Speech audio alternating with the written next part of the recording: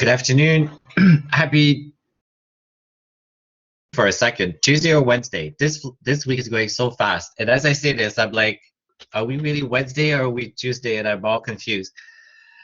I hope your week is a good week, that you're feel in control and empower in your schedule and feel that things are going smooth and well. Wouldn't it be lovely? I hope you're not feeling too overwhelmed, and that you're finding time to perhaps go outside, walk a little bit. It's cold, mind you. I went for a run this morning and it was pretty cold. And then you do one step forward and 5 steps backward. But it was fun. We can't really complain. It's been nice in Toronto. We've had a nice winter, and it's nice to have a bit of sun. So I hope you're finding time to breathe and get out of this space of school, and then we always come back and we're fresher. So that would be my advice.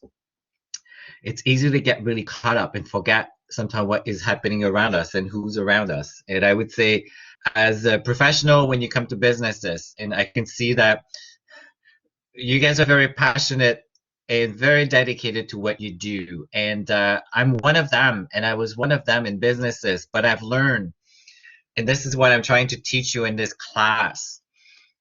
It's people will be paying attention to what you do as a person, how much time to spend meeting people, getting out of your office, getting out of your desk, and getting to know people. People will care because they will want to get to know you. But it's really easy to get so caught up, and we always have so much work. We get a lot of emails. We want to do good work, but part of our work and part of what you do is also about taking time to really be interested in people and meet people. Get out of your work and make time. And perhaps I'm touching about project time management, and you probably all do it as students, but I would block time in my calendar. I would block lunch hour. The lunch hour would be blocked in my calendar way in advance. Nobody would ever block me for lunch because I would block it. That was my time that I knew that I could actually maybe have lunch with colleagues or have lunch with people. And there are times I would block also, like where if you know, this is, again, I'm teaching you about working in business is the real life. If you know that Friday, you're tired on Fridays, and Fridays is probably not where you feel that you're at your best, it's okay to block time there as well. Block some time in your calendar so that maybe you use your Friday to do the things that don't necessarily require a lot of thinking, or it actually requires you to do something than what you normally do on your week, so that it's time for you, maybe time to reflect, maybe time to plan, but it's making good, that you're at your best. We are always at our best. But even no matter what you do and no matter where you are in the org structure, whether you're a manager or you're a contributor or a specialist or a director, it doesn't matter.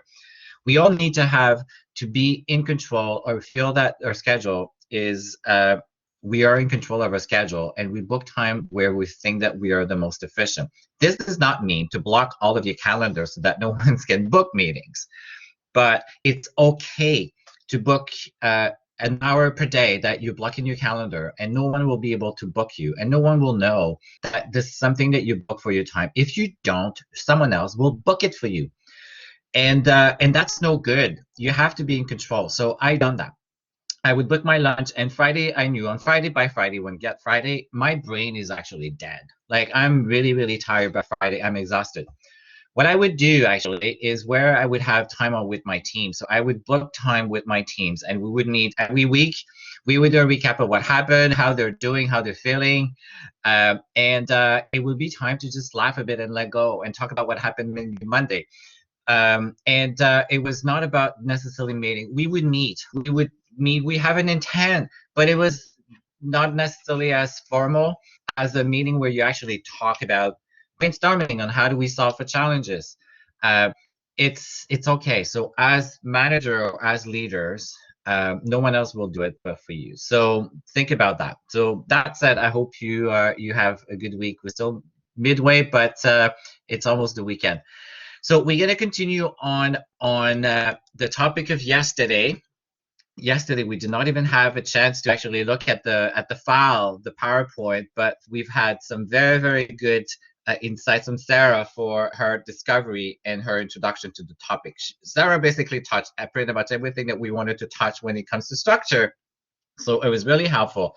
But today we're going to spend an hour of going a little bit more about what else should we talk about when it comes to organizational structures. What is a structure and why is it so important?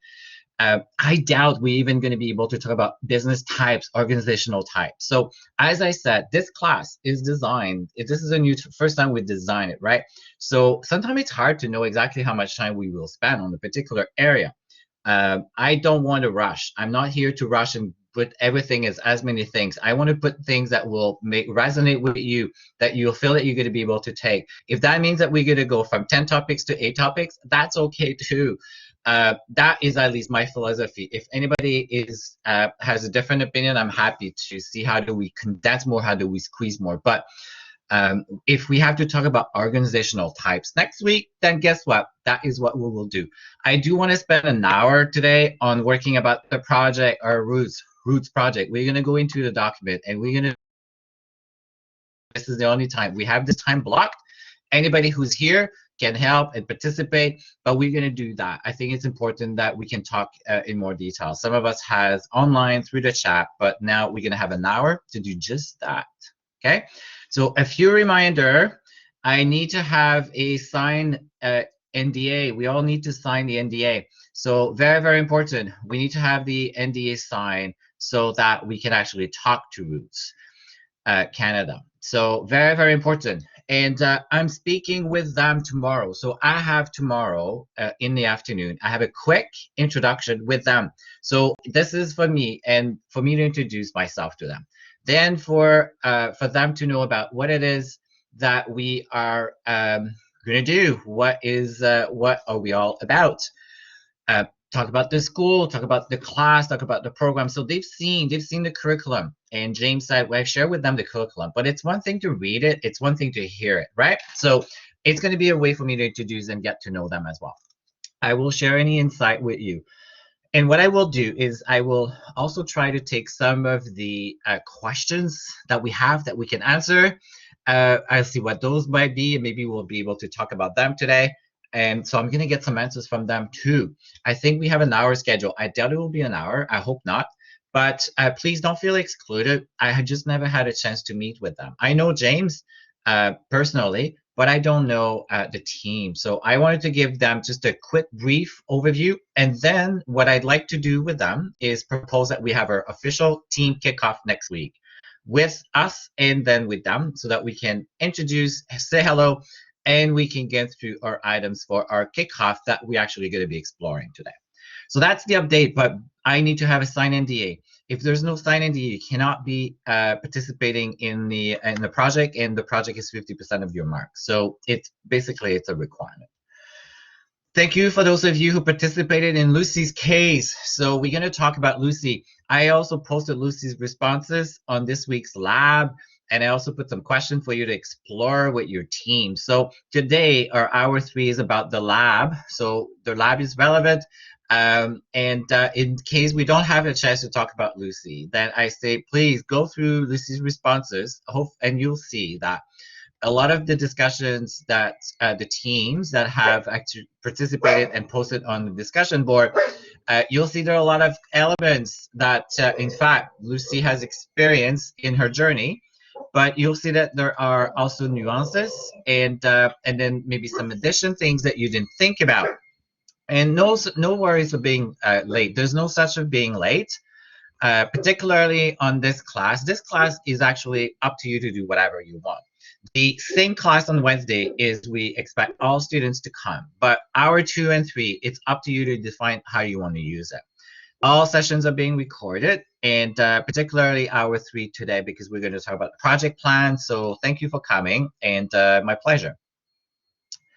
The labs are not graded, but they're very related and connected to our assignments as well, or even our projects, right? Or a class. So being year 3 of your undergrad programs, I think you understand that you don't necessarily need to have a grade to learn and be engaged. So there's not being graded, but the more you participate, the better you will be when you come to work, when you get to the real world. And then in terms of timing, some people said, what is the timing?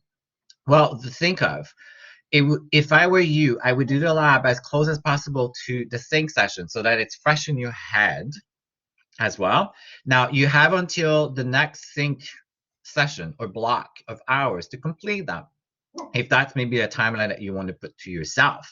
Now, some time are individual, some parts may be in your team. I've mentioned that. I think most of it so far has been teams. And where I have used individual is maybe for your journal. So I'm trying to give you some hints about your journal too. But when I say specifically in the lab, for your journal, please include these items. I will expect those items in your journal at the end of the semester that will give you, I believe, 20%. But these are not the only items. I give you a bunch of other questions of things that you can think about their journal as you go through the course that you can start making notes about. The journal is about your experience. There might be something else in there that you want to put into your journal that is resonating with you as you go through the classes, and then that is for you to capture as well. Now, important to follow the instructions if there are instructions that I give specifically about the labs. And then every week I will pick a team randomly and will ask you to email me your findings. Or I will go in the discussion board and I will look, but I do look and I will look at everything that you post. But I may choose one week to say, hey, I'd like to have maybe more details about that particular lab. Can you share with me by email what you have? But so far, this has been happening in the project discussion board. This is where I've seen how you've talked about Lucy, how you've talked about anything else that I've said, hey, what about, and think about these. And the same thing with the Lucy's posted and answers as explore. You can choose to put them on project discussion board, and then most likely I will go. And maybe next week I will ask if I need any more insight or if I want more details. But it would really just be to take what you have and what you've discussed, and maybe me looking at project discussion board is fine. But at a minimum in the project discussion board, please post your discussion and then I can look at them and I can use that to realign or give more feedback to the team. Okay, so we're gonna continue to talk about organizational behavior. I don't think we'll be able to talk about types, but we've talked about organizational behavior yesterday. Sarah did a very good job. So really, when you look at each word in organizational behavior, there are two things. It's organizations and behavior. So it's what is a business and what makes up a business.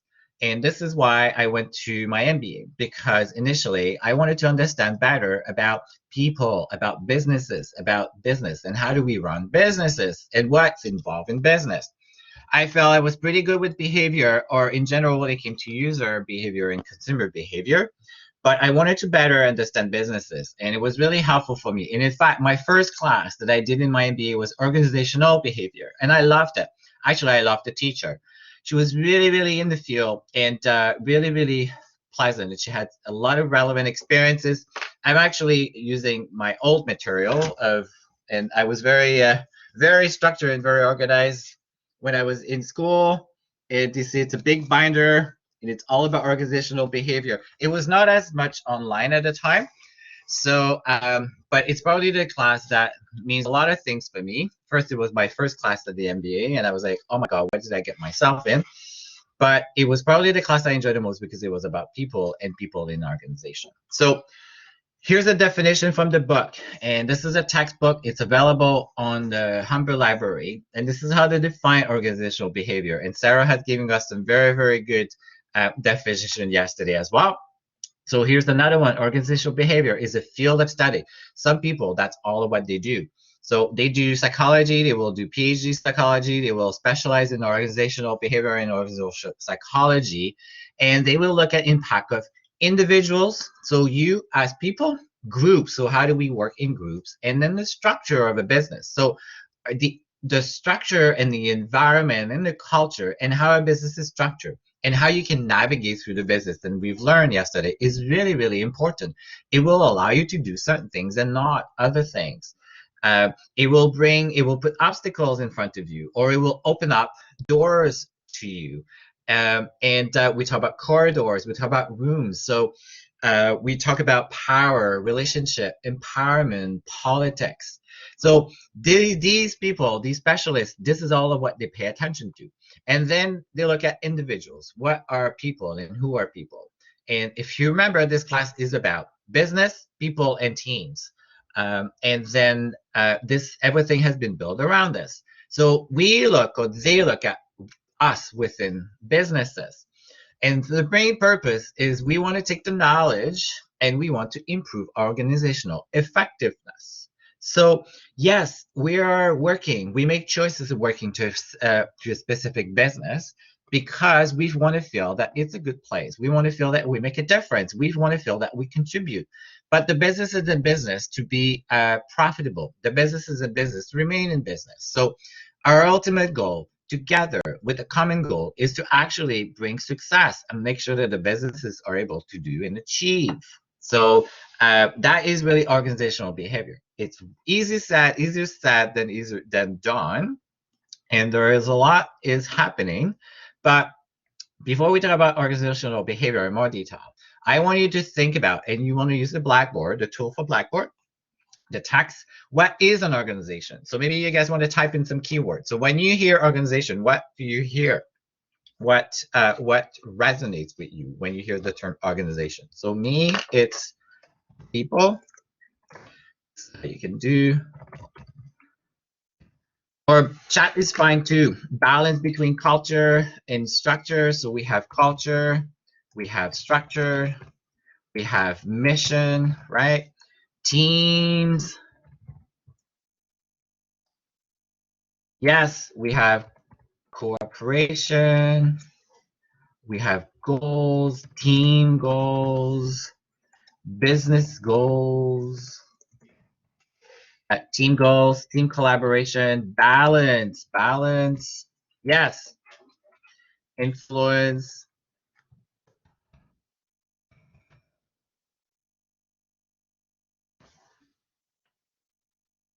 innovation, absolutely. Good, awesome. We have a lot of items, right? And there's probably more. But imagine how many things we have to think about when we actually come to a business. So you're going to come to a business and you're going to need to worry or be aware of, or you're actually going to be facing all of these elements, right? So the class in the school and the program is teaching you to be a good user experience designer. You're going to bring that with you, but that's only a little piece of who you are and what will happen when you come to a business. You're going to come to a place where there's going to be a team. There are going to be teams, multiple teams. You're going to be part of a team. Nowadays, you're going to see that you're very multidisciplinary as teams. And when I was at Sunwing, we've restructured. I think I've shared with you that there used to be digital all by itself, and then there was marketing by itself, and then there was IT all by himself. We actually brought digital and IT all together. We brought project management together. So me as a VP and then my colleagues, we were all reporting to the Chief Information Officer. So there was structure. That is the structure. The CIO, her acronym is CIO, she's reporting to the CEO. I was reporting to the CIO who reports to the CEO. So that is part of the structure. And this is how Sunwing is structured, with CEO and then Chief Officer Operation, Chief Information Officer, Chief Marketing Officer, Chief Finance Officer. So you're going to see. So this is part of the structure. And then everybody has people below them, and everybody that has people below them then have people that are specialists and experts. So you're going to be one of them. And that I would say is the hierarchy, right? So that is probably now the formal, which we're going to talk about formal and informal types. Very structured and very hierarchical as well. And then you know who reports into, and then where is the line of decision and where is the line of power. So, but yes, we have all team goals. We have goals. And usually you'll think the goal will start from the top and everybody is aligning common goals. But you'll be surprised that people have competing goals sometimes too. It's sometimes not intentional. It happens. So Sarah said what we have in common with our some of the research that we've seen, or some of the articles, one of the articles is a common purpose. So we should all have a common purpose. But you will see often businesses actually have conflicting purposes. And sometimes it's at the individual level. So you may have two CIO or two vice president that have completely conflicting purposes. And one of them is pushing more customer and more online sales, and the other one is pushing better technology and cost reduction and trying to cut. But then the other VP is expected to bring more business and being innovative and bring more and do more, but with less because the IT is taking less. So often you're going to hear all these things, but in reality, it's not necessarily happening the way that it's been described, and it's causing conflict. And then one way of solving for that we've learned, that I've learned in my MBA and I've seen in businesses, is how do we all make sure that we all have common goals? Well, it starts with the CEO and then his executive and people having all the same KPI and the same objective. And maybe it's all to increase online sales. And everybody has the same objective. Everybody has to increase all sales by 20%. Then each area and each silo will make sure that their teams have objective to help with increasing online sales by 10%. And everybody is being measured on that. And everybody has to succeed. And if they don't, then they're not going to have their salary increase, or they're not going to have the bonuses, or they're not going to have the little perks that come with them. That's one way of solving. You have to put it into a monetary, and you have to put it to the performance level, at the performance evaluation, at the goal setting per employees, and then you have to tie it to the bonus. So businesses have solved it. So and sometimes it doesn't happen unless everybody's being made accountable and everybody's being measured against it. So Sarah talked about performance evaluation, compensation, performance evaluation. That is what most businesses will do. The very structured businesses like a Rogers will do, Sunway will do, but not as formal as I would say in maybe Rogers or as Air Canada, but every businesses will have differences. But as I would say that that's also part of the culture. How important is employee, and how important is feedback, and how important is employer recognition, I think will make the difference between a business that will be very strict about having performance evaluation on a regular basis versus the ones that may or may not do. So everything that you said here, yes, is part of an organization. So imagine how complex it is. And the people element, and then you have processes and structure that will help or will hinder the success of a business. So now, we've talked, and you've already mentioned, and you mentioned many more items. The organization is about the people, the value system, or the culture, and the faith in the leadership making an organization. So the leadership and the faith and the trust in the leadership will make a huge difference between success or failure.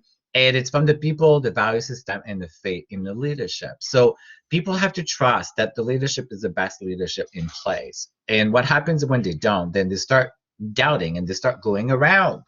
And that's really a problem, because it doesn't matter that you have the title of a VP, or it doesn't matter that you may have the title of a director. If they don't think that you are actually doing a good job, and they don't, and the other people thinks, and at the bottom line, the results show that you're making a differences. Sometimes it may be a question of perception, and I think that maybe Lucy had a little bit of that, if you think of, because Lucy was delivering good results, but she had challenges. We don't know what was happening in the corridor, right? So faith is important, and trust in the leadership, and being transparent. Organization, as I said, have a personality, a set of unique characteristics. So think of a business as going into a relationship with someone. Sometimes it works, sometimes it doesn't work out. It's a question of fit, right? But it's knowing, but you need to define what fit is.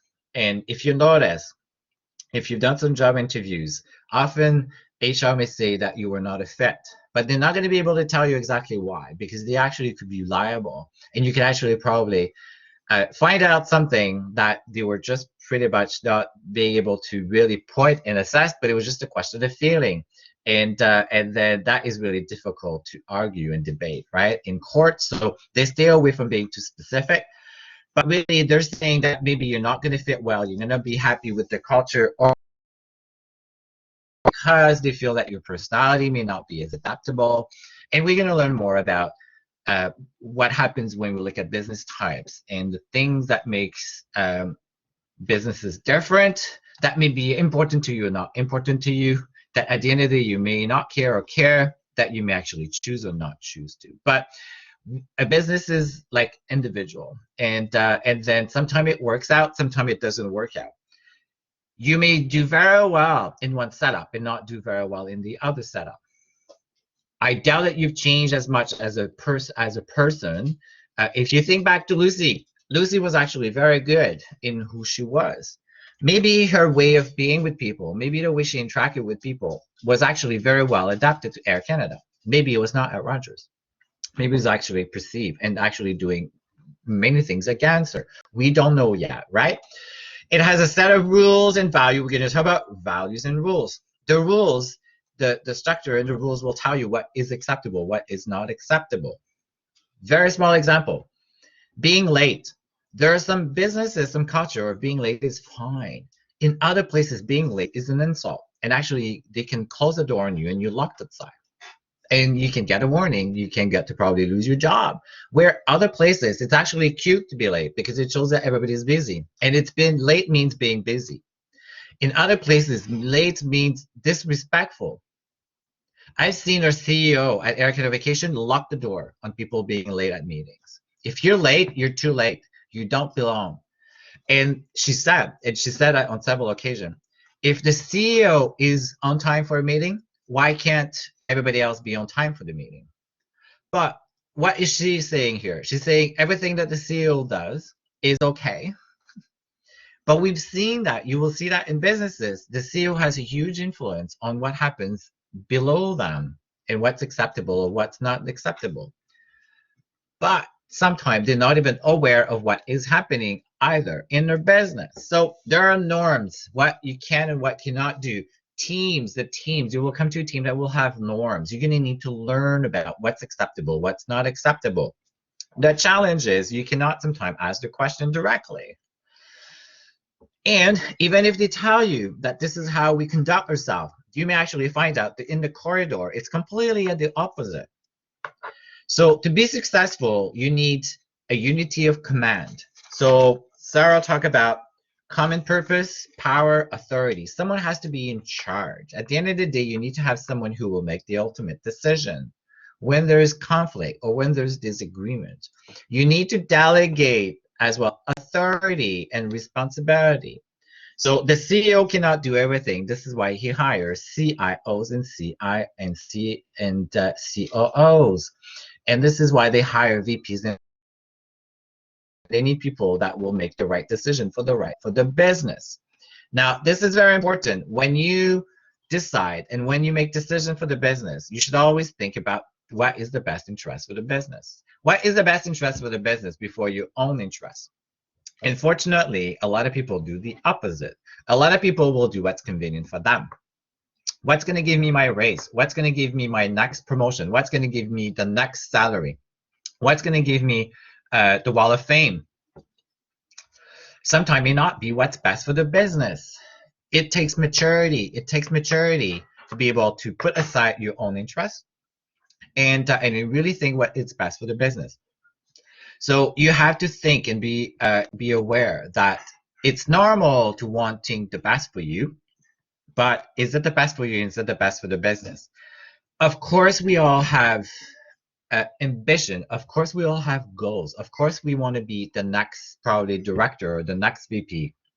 We want to do good. We want to be happy. You're all going to define what success is, but you have to make decisions for the best of the business, and you hire because your boss has trusted that that is what you do. And then responsibility, accountability. You have to feel that you are accountable, and ownership. I don't think we have anything about ownership, but there's ownership. It's important to feel that you own as well. My team at Sunwing was very dysfunctional when I joined them. It was a big, there was a lot of work that needed to be done to really understand what was happening. And I would say Sunwing was a good experience of a lot of unknown and unsaid. And everybody was telling me everything was fine, but in fact it was not. It was really, really broken. And it was really broken within the team. It was the trust. The trust element was broken. And the teams was not really a team. And people were just, a lot of people in the business would actually just pretend that everything was fine, or everybody was doing a lot of finger pointing, and it was really hard to know exactly who was really telling you the truth. So when you come to a business like this and you're new and you have a responsibility to build a team and know what is happening and put the right people in place, because Sarah said you need to have the right people in the right roles, and that's really, really important. You need to have the right people to do the right job. And sometimes you have to actually maybe depart from the people as well. So when you come into a new place, if you're a director or you have managers and you have to assess, sometimes you have hard decisions to make. But this is all part of what we've said about what is an organization, and processes and having people in the right role, in the right skills is really, really important. There's a good book called Good to Great that you guys may want to make note of. It's very relevant. It really talks about having the right people in the bus, a driver in the bus driver, and the people. And if there are people in the wrong seat, it's time to actually maybe get them out of the seat and get new people. That is part of also being a leader or being a manager. And as you move on in the hierarchy of businesses, you will be faced with this. And we talk about job roles, job descriptions, and having fun, good jobs, challenging jobs that feel that brings you a challenge, so that you feel that you're making a difference. You feel that you're actually making a difference in helping the business. Will keep you longer, will keep your people longer, and understood by all. So a common purpose, very, very important.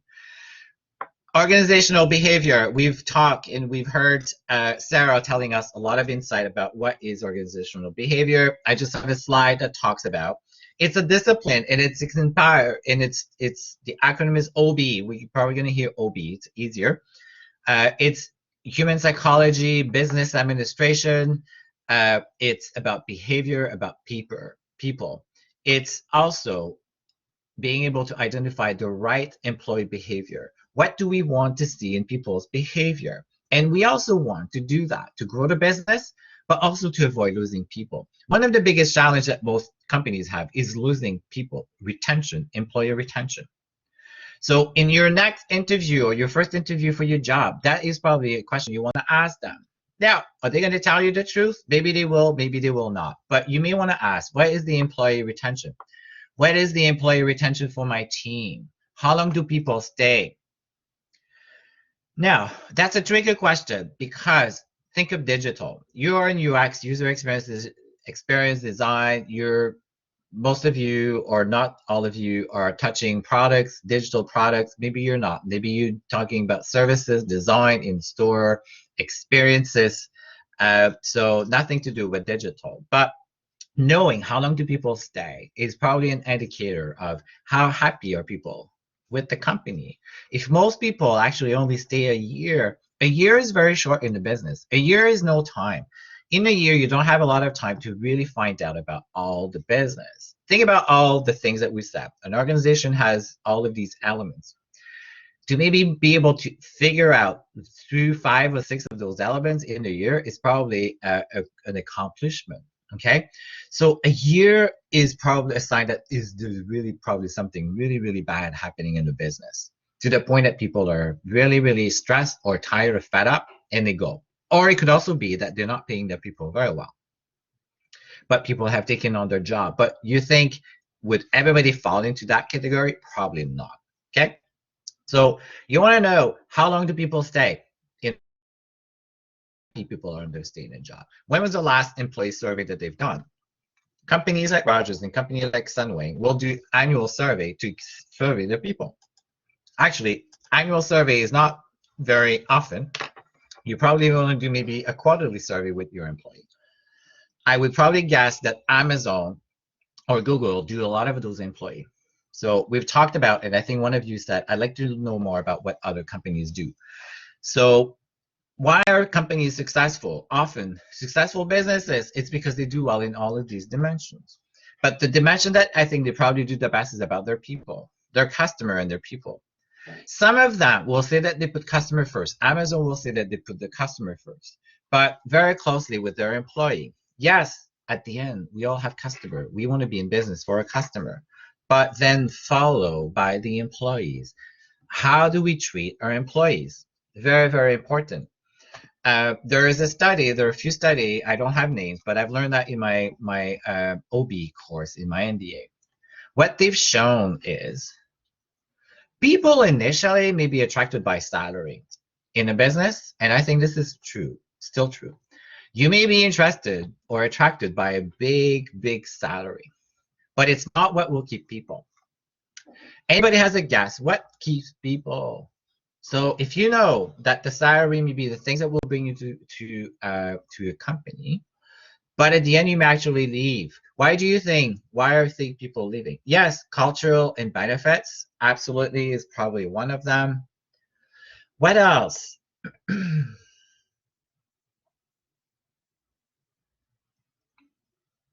The environment. Yes. What they have found, all of this is true. Environment, culture and benefits, business, culture, values, the work, the dynamic. But the thing that keeps them as well, the one thing that was even more influential in keeping or not keeping. So let's say that you all have good culture, good benefits, good environment, and you have good dynamics, but people are leaving your company despite the fact that you're giving them good money. The one thing that they found that was in common is the sense of accomplishment, the sense of being accomplished or making a difference, the sense that I'm making a difference, that I'm contributing to the business. I feel that I make a difference. I feel that I'm actually in power. I feel that my job has a purpose. So Sarah talked about common purpose, but I feel that my job is critical and being appreciated. So being appreciated and feel that I'm making a difference is what keeps people in place as well. So the people that were making good money that end up leaving did not feel that they were actually being appreciated, or they did not feel that they were actually making a difference in the business, despite the culture or despite the benefits. So it's really important to remember. So if you are offered a very attractive salary, okay, to change employer or to come to a new place, don't lose sight of what is my job? How am I going to contribute? How am I going to be acknowledged? How am I going to be compensated? And compensated sometimes. Can someone tell me, being appreciated, what is being appreciated? When you think of being appreciated yourself, what is being appreciated for you? What being appreciated means? Treated with respect and empathy. Yes. So that could mean, thank you for a job well done, Sarah. Right? What else?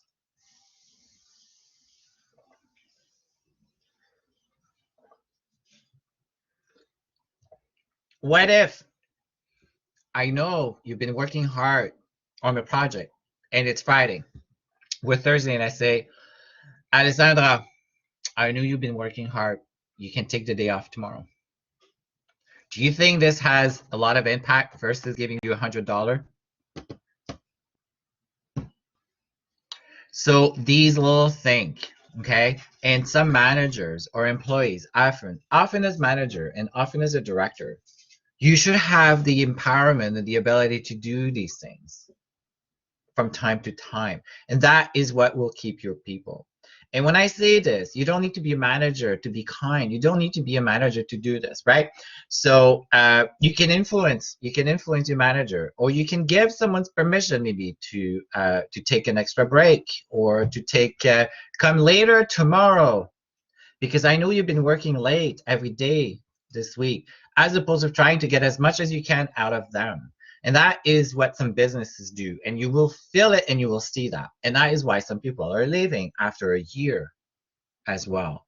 So you will be exposed to this. And you, as being UX and being all about user observations and research and being curious and like pay attention to these things. And then also look at what can I do to change that?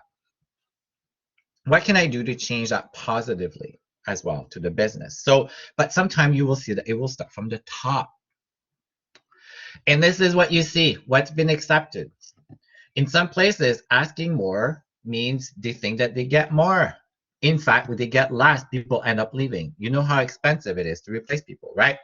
So where other places, Amazon and Google will say, give time off, let people work from home, let people work on their own schedule, because they will decide when they're the best, when they have the most energy, when they have the most energy or to work. But when they're at work, they are fully at work, fully engaged. There's no point of having someone 10 hours at work who's actually working 6 hours a week or per day. What we found, other studies as well, but again, I should probably have the exact studies, but and I'm sure it hasn't changed, but I do remember and I do know. People are efficient at about 65% of their time. So 35% of the time, we walk around, we're killing time, or we think that we're working hard, but we're not. Okay, we're tired. Our brain is tired. So that's what I said. It's better sometimes to take time and block times so that you acknowledge, so that it's time where you're recovering, and you're not just recovering outside of work, you're at work and you're making good use of your time so that you're there and you know that you need that little time that will make you maybe more not productive at 70, 75, 80% of your time as well is better than working at 65% of the time and looking busy, but you're not really looking busy.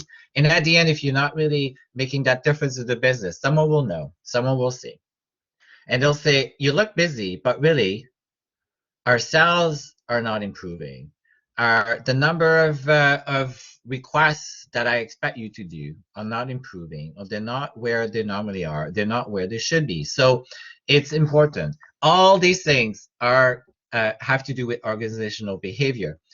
Managers need to understand all these things because they're managing people, but they also need to understand how they actually interact in businesses.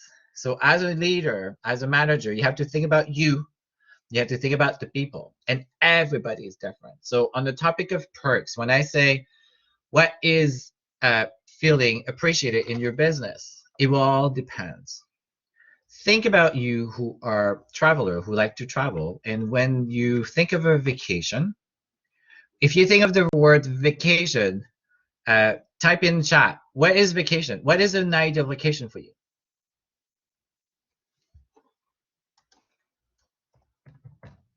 It's beach.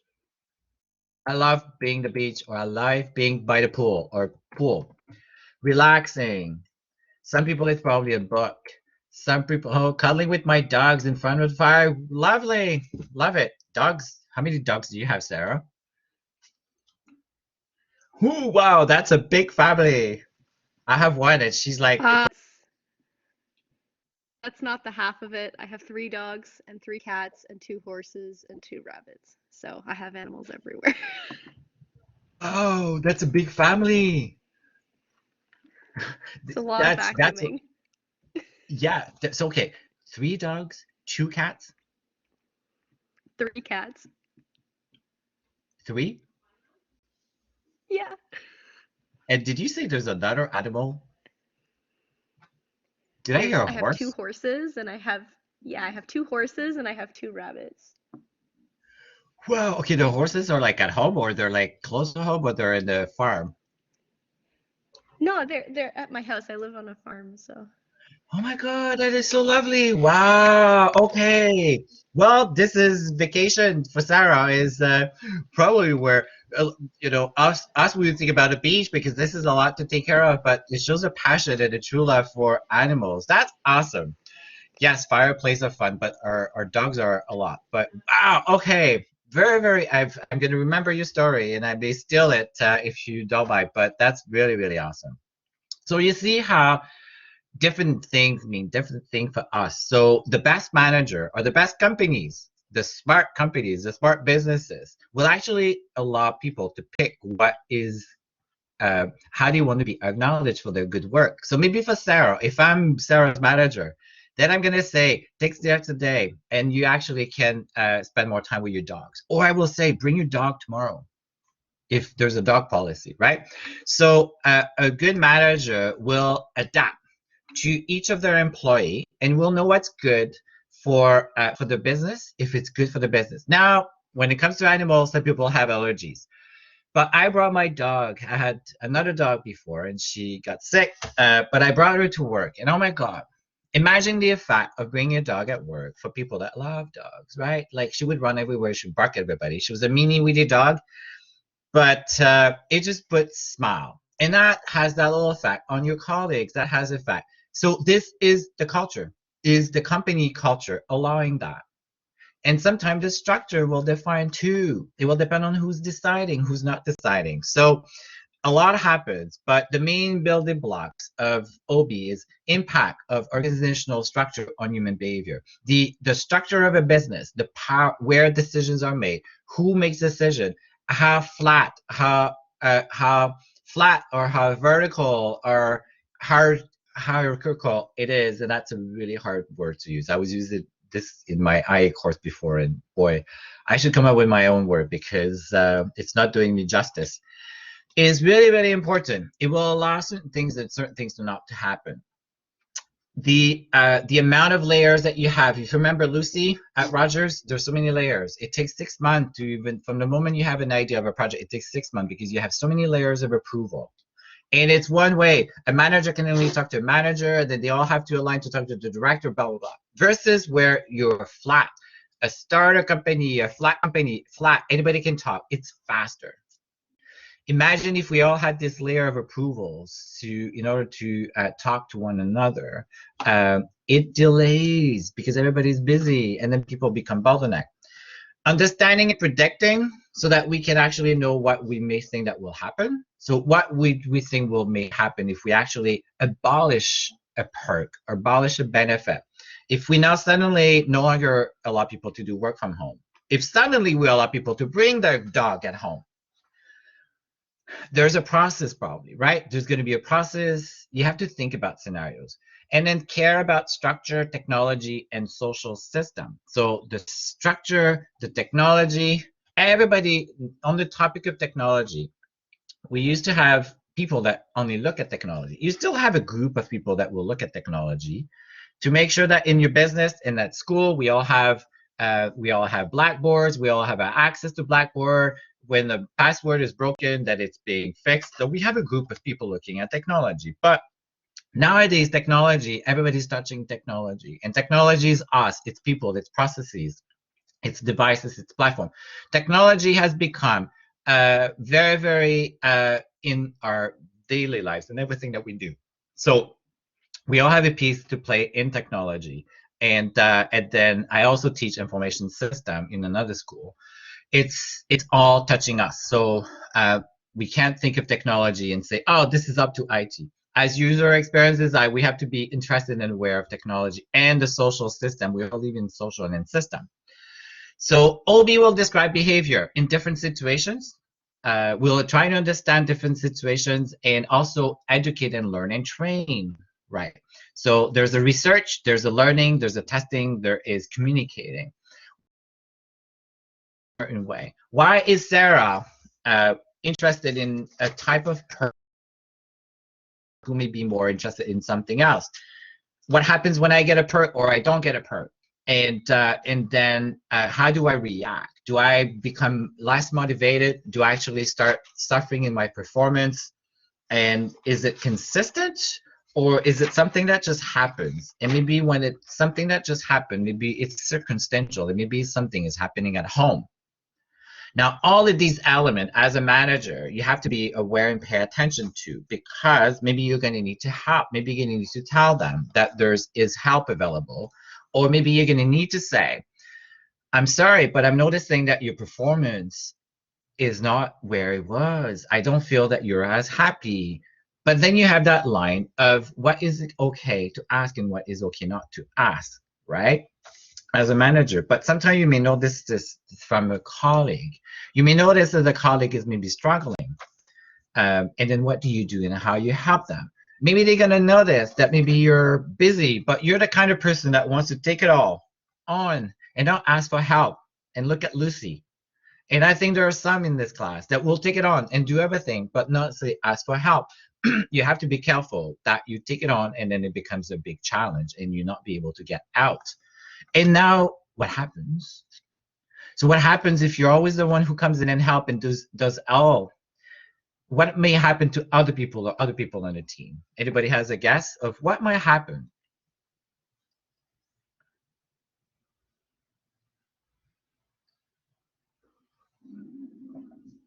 You have people that actually like to see that other people are taking on because they don't have to do it. So what happens? They just step back. So they want to must be last involved. No worries. So the question was more about what might happen when someone takes on, and there's always someone who's going to come in and do, and then you're part. Let's say we're part of a team, and we're noticing that maybe there's a project that is actually we're at risk. We're noticing that we're at risk of missing the deadline. So me, I would probably jump in. I would probably try to fix the situation, right?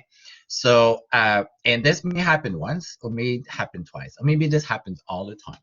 So when something happens all the time, then this is a little flag of what can we do to change that? Because at some point, someone's going to be very, very tired or very burnt out. We're on a team. It's not just one person should be working on a team. So everybody should feel equally busy or equally contributing to the success of a team. So, but there are some people that enjoy not necessarily having to do it because then it means they don't have to do as much work, right? But for me personally, my gratification comes from doing a lot of work because I feel important. I feel I make a difference. But for some people, it's actually they don't have to do the work, but that's also unfair for other people. So this will happen and you will see this. So yes, you can talk to the team or maybe you can talk to an individual, right? And you can say, I've noticed and I really need you and I really need you to help me. And then see and then listen. And maybe they're gonna say, you know what? I actually don't really know how to do this. I'm not really comfortable. And they just don't want to say it because they're afraid that we're gonna judge them, right? So absolutely. Predict behavior. OB wants to predict behavior. OB looks for patterns. And at coach, we want to control, we want to train to coach, we want to make people better as well. So I'm just looking at time. I think I put a timer so we can move on to the lab. We still have 5 minutes on this slide. Why is OB so interested in knowing how people work in teams, in businesses? Yes, we want to help business to improve and be performing. We want businesses to bring results, but there's also a cost. There is what we call absenteeism. People not showing up at work, people calling sick, people being on short-term leave, people being on sick leave, people not showing at work. Meanwhile, you still have to pay for those people as a company. It's very, very costly, very expensive. It's unfortunate because people are not happy, right? And some people had bad experiences, as Sarah's mentioned. I think we all had bad experiences, and I would say that it's really sad and fortunate when people get to the point that they feel that they have to actually quit or not be showing at work. I've been in a situation like this where I remember driving to work and starting shaking and crying in my car, and that never had happened to me. So it's very, very scary and very frightening. At that moment, you have to stop yourself and say, what is happening? Why is this happening? And why am I feeling this way? And I was a director. So it's, you come to work and you have to look happy. You have to look motivated. You have to look passionate, and you have to look that you are there for the people. So when you're having a challenge to yourself with yourself, it's really hard to do all these things for other people, right? So it was really frightening. But then I paused, and then I've said, what is this happening in me, in my career, in my businesses. So I really came to the conclusion that I was actually, maybe this was not the good fit, maybe not the best place to be. So there was multiple reasons and multiple factors. And then you make the decision to move on, right? Because sometimes nothing will change. There are things that you can't change. So I've learned through training, through many businesses, that yes, we want to change the world. We want to make the world a better world. But there are things that you don't have control on. So when you've tried every option, and I think Lucy is a bit in that. I think Lucy tried. She tried. She persisted for 2 years. She really, I think, tried. And unfortunately, she came to the point where maybe it was time for her to leave.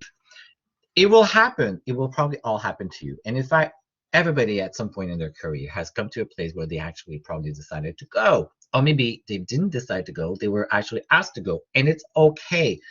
The biggest challenge is not to take it personal. And you should not.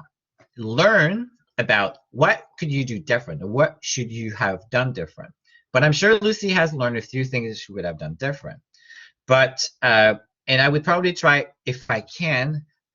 Well, in my situation, I've done that before I actually went to the point where I would call sick or be on sick leave, because that was for me my indication that there was really something making me like feel very unhappy, and to the point that you're shaking and crying. That is, it's physiological. So it's your body saying enough of justifying, or enough of pretending, or enough of trying. Is your body says enough. I will make decision for you. I'm actually going to make you shake so that you have to stay home and any time for yourself and really think about. So sometime our body will make decision for us. You probably want to avoid to get to that point. And there's many things in stress. I don't know that we're going to talk much about stress management. There's good and bad stress. You need stress, but you need a level of stress. Just as you need enough stress so you don't feel alienated and you feel that you're bored, because boredness can actually bring you to absenteeism as well. So it's just the other, it's the same effect, same final outcome, but the trigger is different. Too much stress or not enough stress can actually bring you to absenteeism and burned out as well.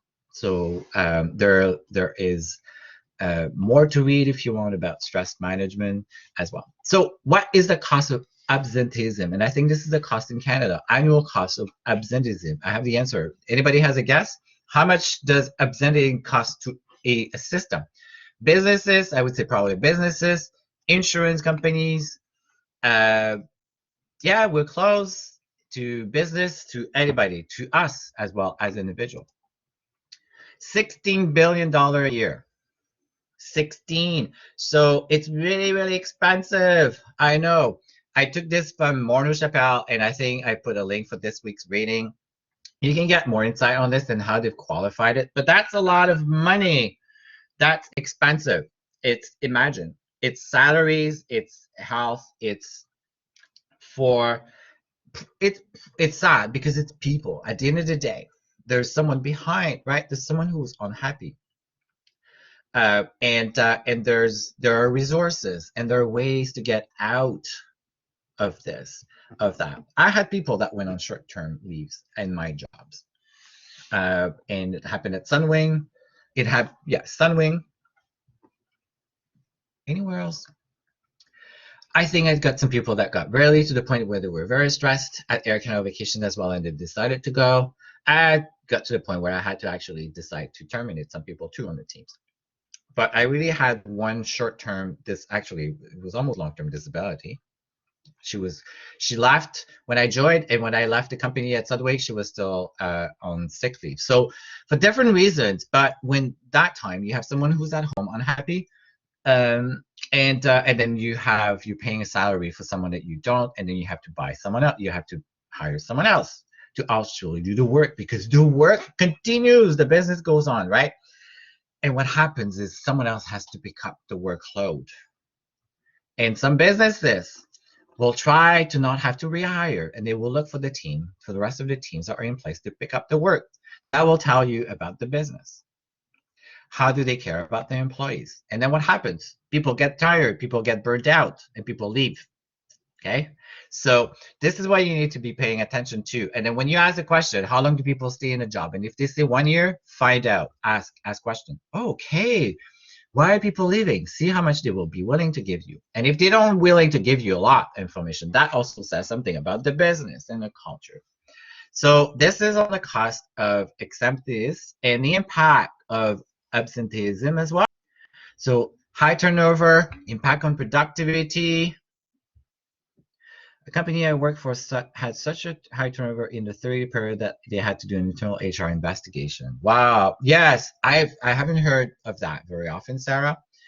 So that is a sign that this has gone very, very bad and sour, right? They probably waited too long. And then they were just too busy. And sometimes they just don't know what to do. So it depends. There's probably there's probably a lot of things that happen, right? And often you're going to see that there's environment are very toxic. And that if it comes from top management, then it's really hard because they're all protecting one another. No one's going to fire them because they're the one deciding who gets hired in the business, right? And maybe the CEO is a bit connected. You never know. You never know. I have a feeling that Lucy had a bit of, there were challenges of, I think there was some toxic, some things that were being toxic, unhealthy, toxic, and that people did not really know what was happening when it comes to the area for digital area. That would be my guess. Yes, there is definitely a lot of upper level nepotism, definitely. And you can judge the health of an organization based on the level of absenteeism in the past. That is a sign. Versus if you find out that people have been in a company for very long and the level of absenteeism is very low as well. Now you may want to ask as well the percentages of people for certain groups or certain departments. Maybe it's isolated to one specific department, right? So again, you've done research, you've learned about moving away from averages and big numbers and try to really understand. Okay, so is this absenteeism across the business? Then you say, no. Okay, great. So where is the exemptions? And they say, well, it's in digital, and you're interviewing for digital. The little bell goes off for me. How long has this absenteeism been happening? Well, we've been in this situation for years.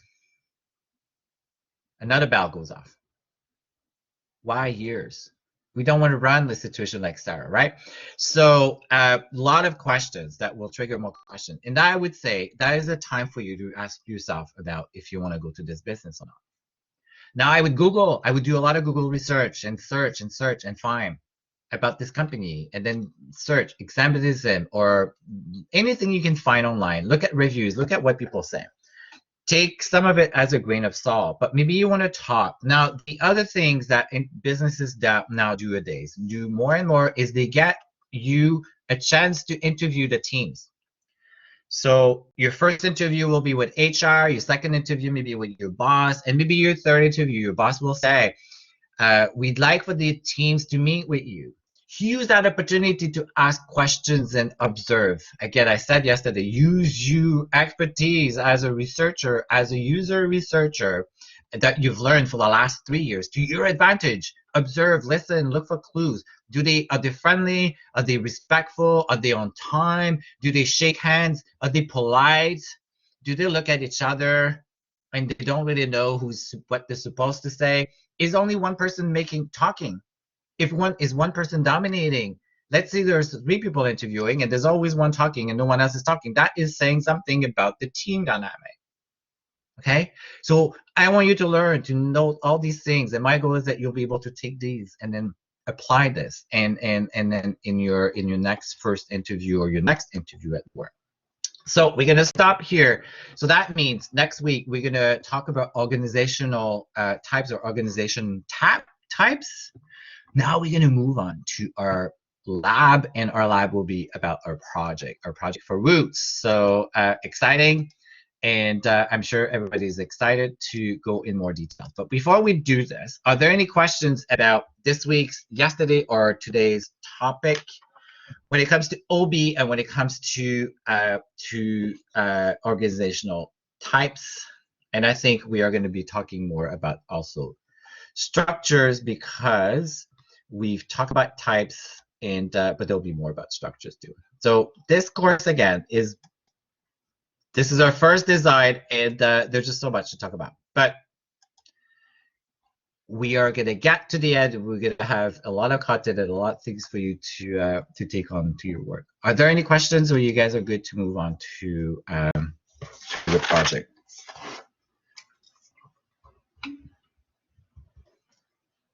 Great.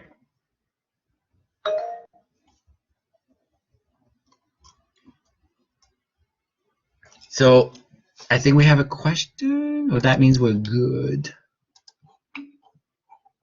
You have a question, Marcel, or we're good to go? Again, I'm learning Blackboard, and sometimes I see lower hand or raise hand. And okay, great. So what is your question, Marcel?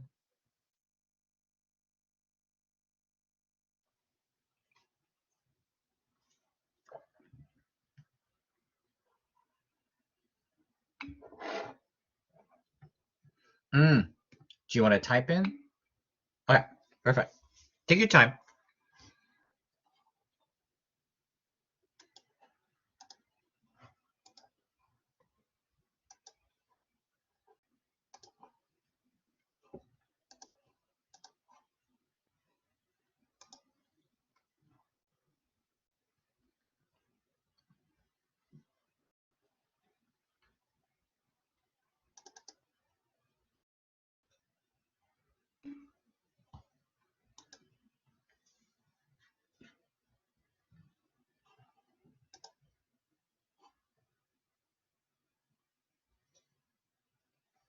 No worries. Take your time.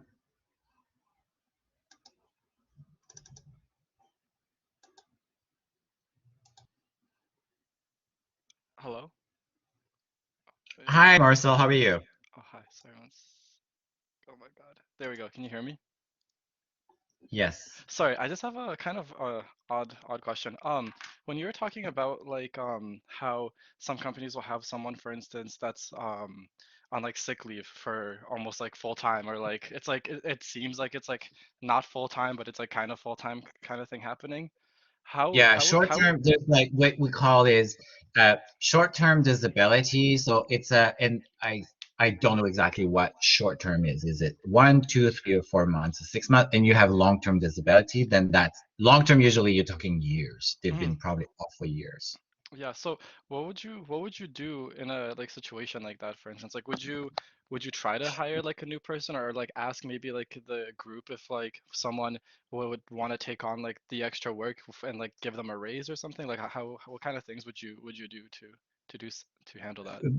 Great question. So I think it will really depend on the context. It will depend on the context and multiple factors. But if I were, let's say I'm the manager, or I'm the manager coming into that role, and I'm being told that I join a company and then suddenly someone goes on short-term or long-term disability, this is something that HR would probably inform you. What happens, okay?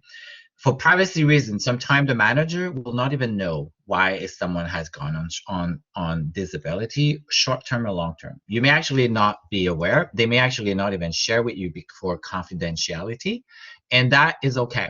So at that point, what you will do is, if you know that it's going to be short term, but let's say 6 months or 3 months, maybe you do want to look at looking at someone to bring someone. If it's in 1 month, maybe you may be able within the team to actually pick it up, because to find someone and hire someone and train someone a month is already gone by.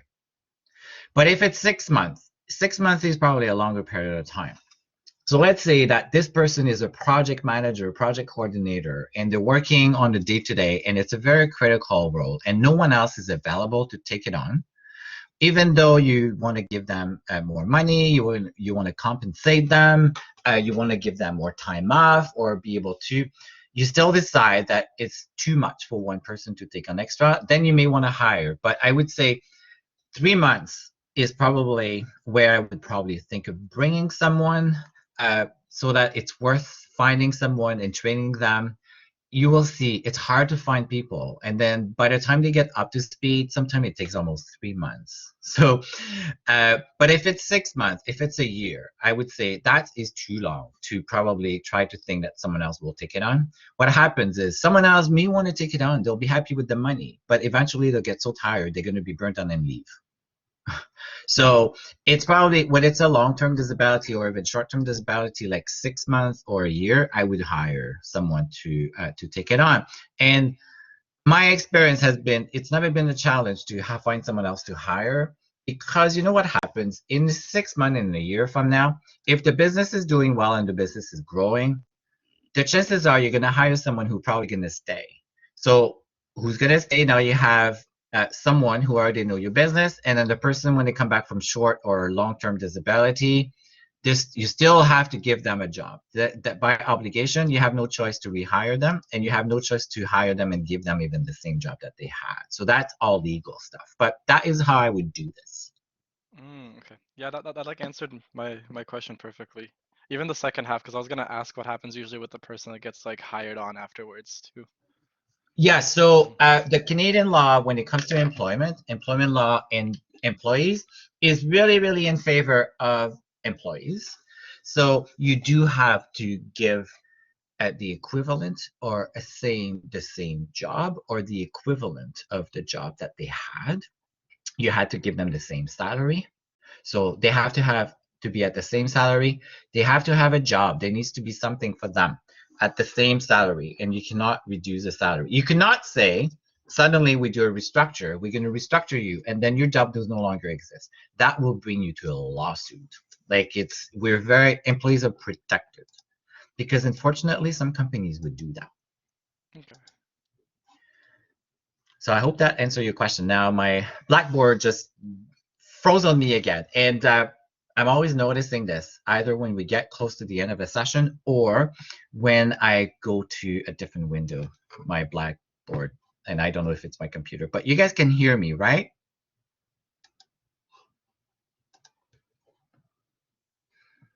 Yeah. Are you able to? Yeah, we can hear you. Okay, good. I may have to close the window and come back because it looks like it's completely frozen on me, but stay here because I will come back. It will come back to me, but right now it looks like I'm completely frozen.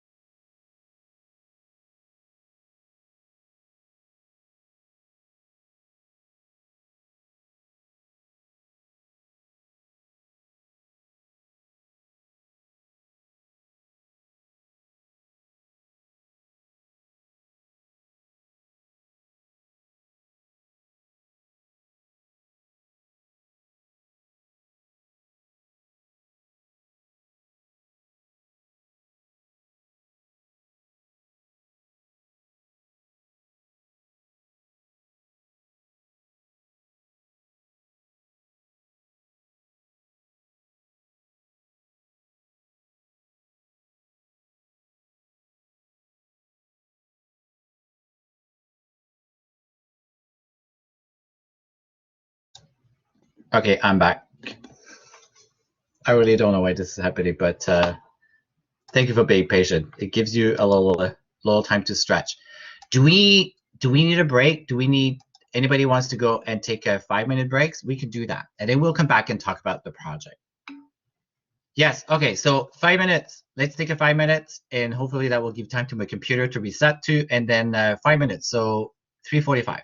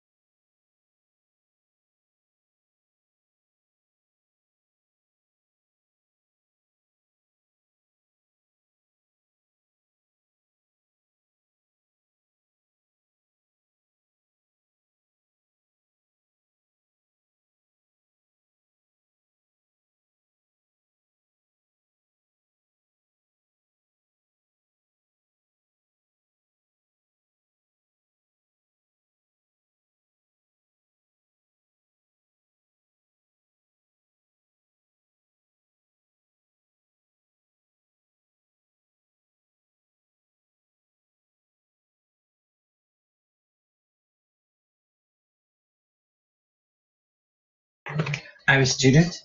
She lives on a farm. She has 3 dogs, 3 cats, 2 horses. Okay, I'm going to show them now quickly.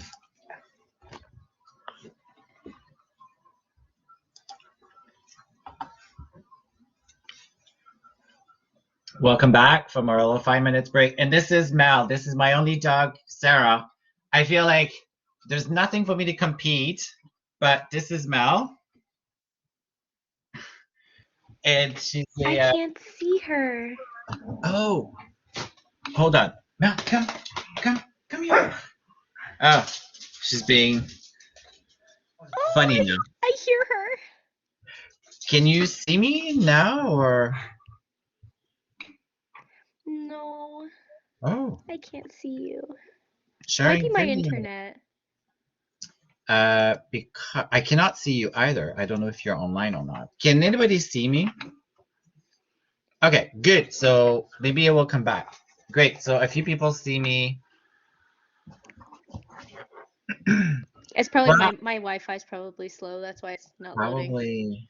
Well, maybe you'll have another chat. She was just barking next to me. I don't know why she's like barking loud, but she gets to a point where she wants me to stop, and she think I will stop and go to the bed next because there's a little bed next in this room, and then I'm just gonna pet her. But she has personality. So That's when so you cute. can see me, you let me know. But you're probably gonna hear her bark. Okay, so for the next until 4:10, because that's the end of our class. Now, what we are going to do is we're going to talk about the project, about roots. So we're kind of putting aside our OB, organizational behavior. Mind you, we're doing this project because it's all about OB, but we're going to go through the document together. I can see that everybody has access and everybody is linked in, is in the document, and everybody can actually contribute to the document. So thank you, Sarah, for first of all creating the document and give us the space. And I'm gonna send the link again. I just put the link in the chat, so hopefully you guys are able to click on it. So everybody should be accessed, and if you don't, let Sarah know. You can use a course message, and she'll be kind enough to add you. So Sarah and I, and maybe a few others, have been very busy of going through the document. So this is a shared document. We all have access. Here's what the intent is of this document. So I had shared with you the project brief. I had shared with you the high-level project plan and some of the milestones. So there are a lot of work had to go in to even get to this point. First of all, we had to find a company, and Roots was kind enough to say, great, we're going to come. But I had to go through legal with Roots. I had to go through HR with Roots. So I had to do a lot of convincing and a lot of documents to provide them. So this is why we had some initial documents and then that I've been sharing with you. Now we have the NDA, so we all have to sign the NDA. That says Roots is very, very structured, very formal. They're a very formal business. They have processes. They're trying to follow processes. They want to protect Roots. They want to protect the data. They want to protect their customer and their employee and everything. So that now we're talking business type. They're very, very formal, very structured, which is good. And you would expect that being the size of Roots, of a company like Roots Canada. They have multiple employees and they have multiple stores. So now we have this big document on G Drive that we all have to contribute, because this is where we put our thinking. We're going to put our thinking. Now, the goal of this document is to, at some point, we need to have a sense of what are we going to do? What will be our activities? So that is like the project plan. So we're going to use this to build or put timelines or put dates for our projects. But we do have some high-level milestones because these are our assignments. So a discovery milestone. Well, the first one is the project. We have a project plan. So that is what we're trying to do. We're trying to get to a point where we know what we're going to do. We're going to have dates and who's going to do what. Everybody has to be busy. Everybody has to have their name somewhere in this document, because we are all being marked. You're all getting, everybody, it's 50%, but then we have 4 assignments and each one is 8.75, which I think is a total of 35%.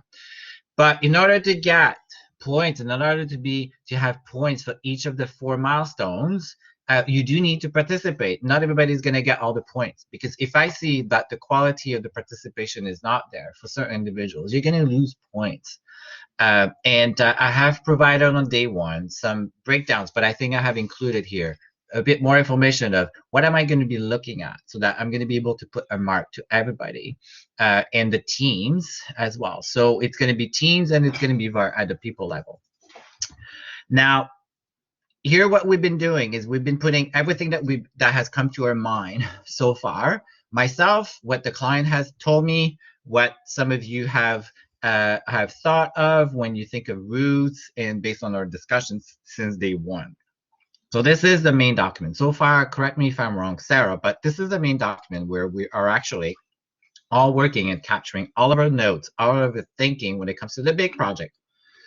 I call it the big project, but we don't have to call it the big project. We could call it something else. Maybe Roots has a name for their project that we could call it the same, or we can leave it to the big project. I'm really, really not attached to one name, but if you guys think that perhaps we call it what they call it, but so far we've been calling it the big project. And then we've used color coding. So I've started adding color coding. Now I'm very involved. I've been very involved in this because when I'm teaching, I'm supposed to be teaching this class. How do we deal with businesses? How do we even run this kind of project? So I'm hoping to help and be helpful. And please don't take this as I'm being micromanagement, which is something we're going to have a chance to talk about. But I feel that I need to be involved so that we are all stay on track. We have to stay on track, and we have to know what we do. Roots is a big company, so Roots is looking at us. Okay, Roots will assess us. Roots is doing what we will do with them. We're gonna evaluate Roots. Remember, this project is for us. It's just a reason to go to Roots. Yes, we want to help them. We want to do a good job, but we want to learn about Roots. Culture, business, processes, people, dynamic, decision, power, all these things. But the project is one way for us to get into Roots. But we've been invited to the house. We're guests. We have to be kind. We are guests. We have to be polite. And these are things that we're all going to do. But our goal is to really understand business and understand Roots. I've used color coding for us to review. So I've put the color coding in our header to be usable. So when we go to page, we still have to know what the color is, and we don't have cognitive overload. So, which you should all understand as UX. The yellow is for us to actually, either it's a questions or something for us to pay attention to. I put in purple the things that I think that we could probably start now. When I say start now means we don't necessarily have to have our kickoff or wait for Roots to tell us that we probably have enough to be able to start. Ask via email. So I put orange. I don't know if it's orange. We've used orange so that if we think that there's probably things that we could easily be asked through email, and these are probably things that I will maybe send them tomorrow, or at least have a chance to maybe talk at my pre-kickoff. And then in green, I put in green lower areas that I want you to think. This is for you to reflect, okay? Because this course is about reflecting. So that is the legend. I'm not attached to a color, but that's the color that we picked, and I think that we've been using it so far. So let's just go down line by line, and then we're gonna go as far as we can between now and 4:10. Before we do that, are there any questions?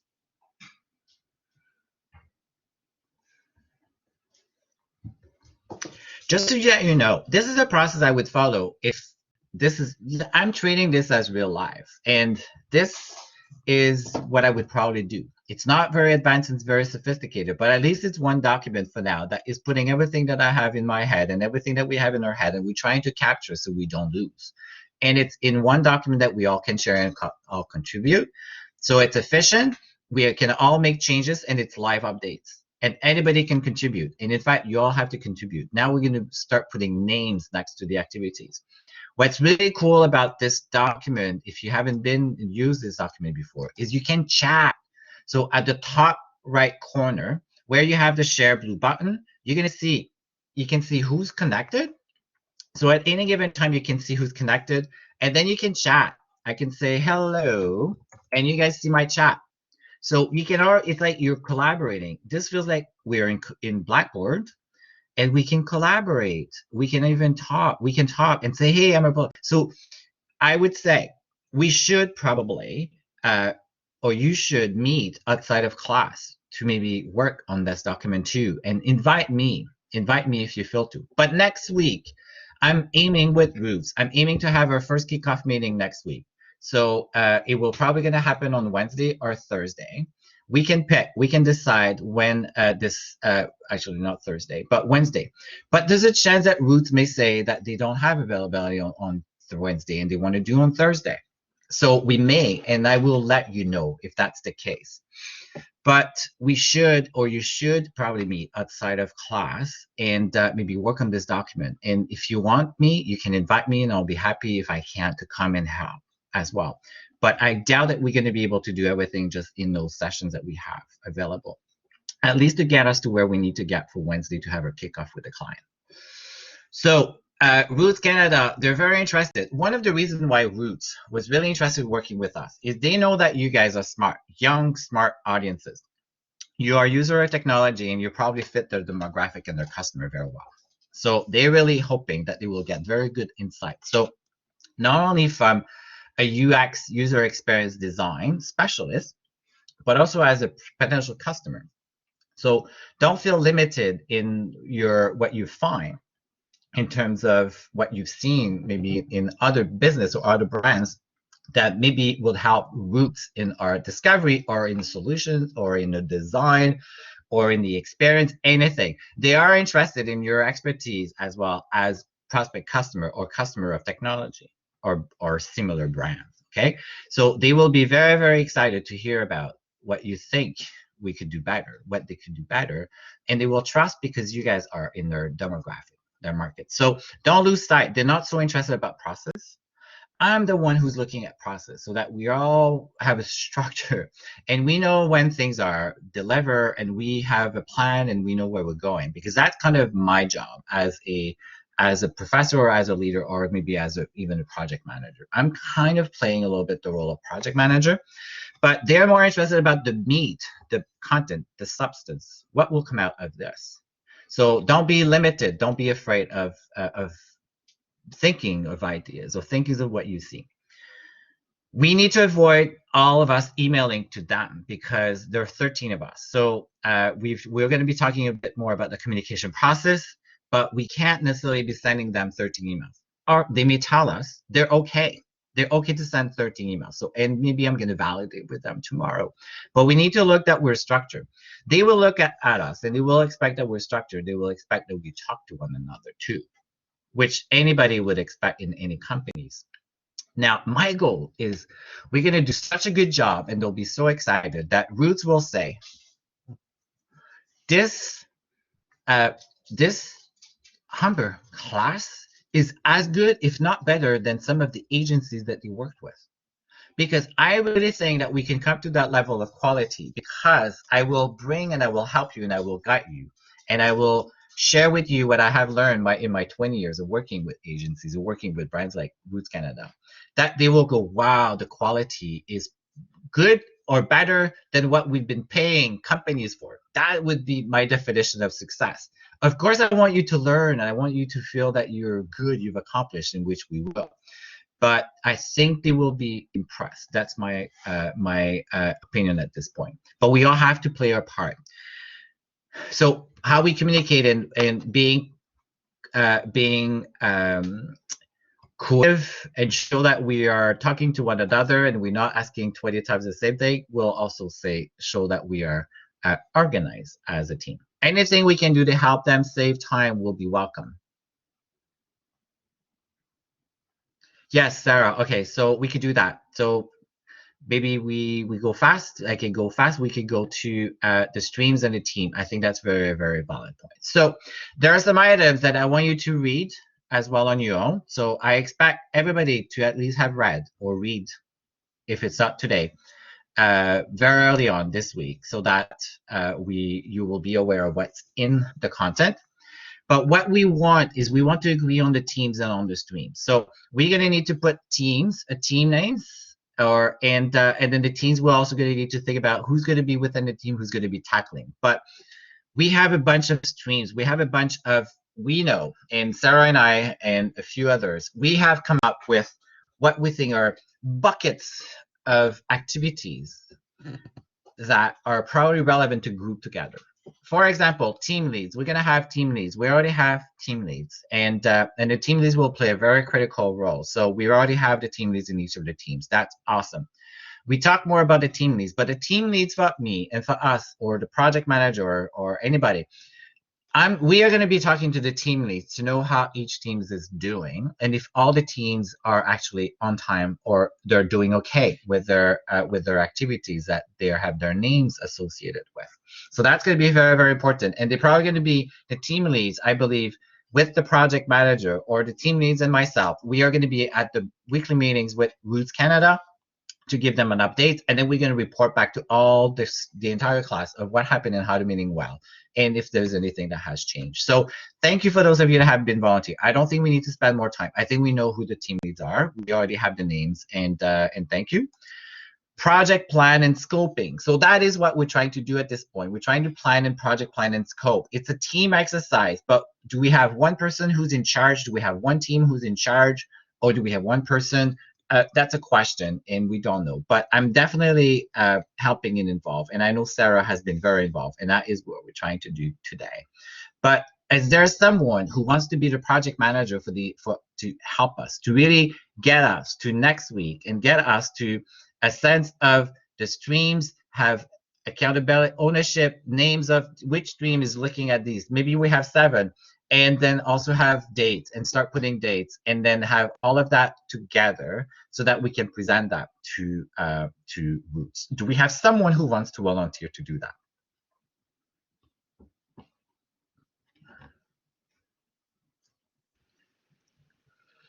I can volunteer if no one else wants to do it, then I can do it. It's up to you guys though. I don't want to like elect myself. That sounds bad. Okay, so that's awesome. So we're gonna put your name. That was Sarah, right? Because I don't have the cam. I don't see anything. I can only go by voice, and I think it was Sarah, right? That's me, yeah. Okay, great, awesome. Okay, I put your name here, but I'll be helping. I'll put my name here too. I'll be helping. Great. Awareness. So we have buckets. We have activities that is touching brand awareness. What is the strategy? What is Roots trying to do? What are the products? What are the products that are important to Roots that maybe we need to focus on for the project or not? And the brand, anything to do with the brand. So they talk about brand awareness. They want to elevate the brand. They want to be on par with their competition. So I think there's a bunch of either there's research that will touch the awareness and strategy, and you'll see that there's items as we go further down the document. But do we have a team, or do we have a set of individuals or teams that will feel that this is maybe something they would do? You don't have to give me a name yet, but let's just go through all the items. So that is a bucket that we need to probably have a set of people that are interested or dedicated to these activities. The other one is user experience and research. So and I came up with that category, and Sarah and I. And users, so anything to do with users. Who are the user? Who are the consumer? Do we have past research on the users? And then also thinking about defining the experience and the touch points. And maybe there's a strong focus on mobile. They want to look at maybe mobile specifically. Should we even have a mobile app? Like, these are big questions. And was there any research done for consumer before? Did they done usability testing? Have they done survey? Have they done observation, ethnography? Have they gone to store? Do we have a group or a team of people that would be interested in take on that piece? At least a topic. At least I'm looking for who has an interest for that specific topic. So that would be one. Technology. There are a lot of questions about technology, and Roots use a lot of advanced technology like the CMS, Salesforce, Marketing Clouds, e-commerce technology. They have a technology for all of their stores and supply and inventory. So you will learn about a lot of cool technology, and for you to explore, or if you feel that this is something you're more inclined to, if there's a team, that would be one that you could also tackle on. And there's a leader in the team that with Roots that's what he does, and I think Matthew. Then we have another stream for user interface and creative strategy. So I would say this is going to be if there's if we go as far as doing design, like visual design, the creative strategy, what will be, because we're going to be building a prototype, but who, if there's a group, and I'm sure there will be, we have a lot of people in graphic design too. So when it comes to the UI and really think about the wireframe, so and the creative and the strategy, it will be awesome if we had someone or a team that would actually want to lead that. I think that's a really, really cool piece. That's a very, very key piece. All pieces are important, but I would say there should be a lot of people that are interested in this particular piece. Maybe it's 2 teams as well. So we are open. Now you guys can start putting names. So if you feel you want to come and put your name next to any items, please do. You should all be able to do that. And then prototyping. Do we have people that are interested in building the prototype? Because I think we are going to do a prototype. We can decide on how advanced and how sophisticated. Is it going to be low fidelity, high fidelity, or whatever? We can define it. This team can define it. And then also even helping with presentation if we feel that we need to do some nice and fancy visuals. We could have maybe a set of the same people helping with prototyping and helping with presentation. Maybe we want to do something fancy and funky with our presentations. Delivery is as important. A bottle of the same wine in a nice bottle of wine, or in a not so nice bottle of wine would actually psychologically taste better. So we can have fun there too. Yay, I'm seeing names. Sarah, you probably happy to see some names too? That's awesome. Okay, yes, it's okay if you don't put the team name or number. I will find you. We will know who is the team. Okay, so the tech. So yeah, technology is a bit more tricky because it can be intimidating when it comes to technology tech. We may not need to be as knowledgeable about technology, but it's okay if there are some that we feel that are left, then we can come back and reassess. And then prototyping and design. So if we feel that there's someone that is inclined to build the prototype, now keep in mind that we are going to go through different stages, right? And then the team that does user experience and research may actually say, we want to build a prototype too, because you're going to be very busy at the beginning, and then eventually you're still going to be also available to do prototyping. Our goal is we all going to be busy for the entire project. And because you put your name to a specific area does not mean you're not going to help, but at least we're going to know who is my team lead for these set of activities that I need to speak to when it comes to user experience and research, for example. But doesn't mean you're not going to be able to help or support someone at the prototyping stages. Everybody's going to be engaged at different time, but when you put your name to a silo, I know we're going to be speaking to that project team, and then we're going to be looking at that project leader to make sure that you go through the details of the activities for each of your buckets. That's awesome. So it's 4:10. Before we go, I'm really, really happy to see names, but I will probably going to be involved in all of these, okay? And what I would need each team lead to do at this point, where you have your name, is I'd like for your team leads to go through the documents and start thinking about what activities are connected to your stream. And maybe take those activities and bring them under your stream. So maybe what we do is we will look at anything that has to do with user experience and research, and we're going to take these buckets of activities that we see below, like below in this area of the document, and then we're gonna start bucking it. So maybe that's the next thing that we do.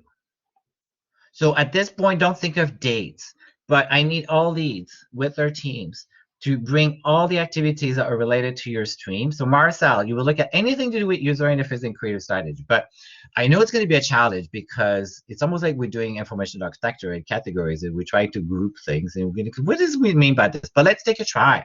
And we all have access to this live document, so we can all do this.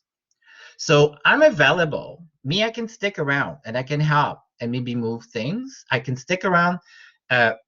And then for those of you that have to go, I understand because it's not in the in your schedule. You have other commitment. But I'm going to be around for a little bit, and I will see, and I will probably going to maybe help moving some of the activities in places. And we can worry about dates at a later time, but we know that we have to do all of this between now and end of April. But we have stages that we need to follow for discovery, define, design, and then deliver, right? So that is also a reality. The technology stack. The technology stack is what do we need to know from a technology point of view that Roots is trying to do that may influence our prototype or solutions as well. So initially it will be to understand what is the current technology or what are they trying to do with the technology? Is the technology changing? That may have an influence or an impact on their project, on their prototype. Maybe they have constraint about their technology that will prevent us from doing certain creative or certain elements or in the prototype. Maybe so that we can think that we can make sure that our solution is feasible as well. So that is technology, but it would probably initially would be to also have a discussion with them from a technology. I can probably take it on too. I can probably have some of these discussions with them too for technology. I'm not too worried about technology because, well, it's important, but I'm happy to see that we have names for scoping. We have team leads, and thank you to team leads. You play a big role. We have names for project plan and scoping. We have names for user experience and research because we are in discovery. We're in research now. So there are a lot of questions and things that we need to find out for research very, very early on. And this team will be very busy right now. And the UI user interface creative, I'm really happy that we also have names. And then for prototyping as well, that's awesome. So, but prototyping and presentation, the prototype will not start until later. So we can leverage Brett and the team to help us with other things, other streams as well. I want everybody to be busy. I don't want you to think because you're prototyping that if the calendar says prototype will start in March. Now, when I say calendar, the only calendar so far that we have, okay, that I have came up with, because I had to share something with Roots to see if we fit their project. They have a project happening, right? Their project is live. He needed to make sure that what we're trying to do fits with them. At the very bottom of the document, you will see some of the timelines that I had put. So you can already get a sense of where is your stream and where with some of the dates as well. But don't worry for dates yet. Let's focus on the list of activities that we have to do. So what I will do is, yes, we can talk. I see some conversation on chat. We have some conversation on chat, and definitely I'm here, so I can talk. Now, what I will do is, you guys can continue on this document, and you can start moving things around if you want. But next week, we do have to have our kickoff with Roots, and we have to show them, share with them well, welcome them, and then introduce yourself to them and say this is our project and this is what we're going to do in very high level. These are the steps and these are the tasks and these are the deliverables that we're going to have in a sense of high level timelines. So we do need to have something between now and Wednesday or Thursday. I will know tomorrow when they are available to do a kickoff.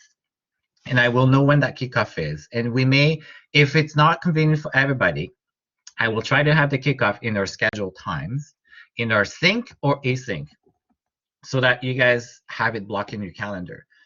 That will be my goal. So I will try to have the meeting with them either Tuesday or either Wednesday. I think it's going to be Wednesday afternoon. I will try to have our kickoff Wednesday afternoon. But if some reason some people are not able to, then we're going to have whoever can come will come. And that's okay. But my preference will be to have everybody so that we can all introduce ourselves. So you guys can continue to work on this document. I will be helping, and I will be available on the course message. But I'm gonna go back now to Blackboard because some people want to talk to me. So yes, Sarah, the digital touch points, because this is very digital, right? Roots is trying to do a digital transformation. So there's a big element, about digital and some of their technology, which may or may not really impact or prototype what we're trying to do either, right? That we can't just ignore. But yes, there will be a very strong element about digital touch points. So I'm going to go back to Blackboard. I'm actually on Blackboard. I was sharing, and I do know a few conversations, and I do know some people want to talk to me in private. So what I will do at this point is I will stop recording the sessions, but I will stay here on chat. And if someone wants to have a private chat with me, if there's no one else, then we could have it on Blackboard. But if we need to have a collaborator session alone, one-on-one, that's okay too. But I'm going to be on Blackboard now, and I will stop recording, and I will stop the sharing. And you guys are on your own on the project plan, but I highly recommend that maybe there's a meeting, Sarah, that we invite whoever can come, and then we'll finalize some more details of this document, and I will make myself available too. And thank you, everybody in all the streams, to put your names to. That's awesome. And if you guys have any questions between now, please reach out to me on the course material, and I hope you enjoy the topic this week too. And we are going to be talking about organizational types next week.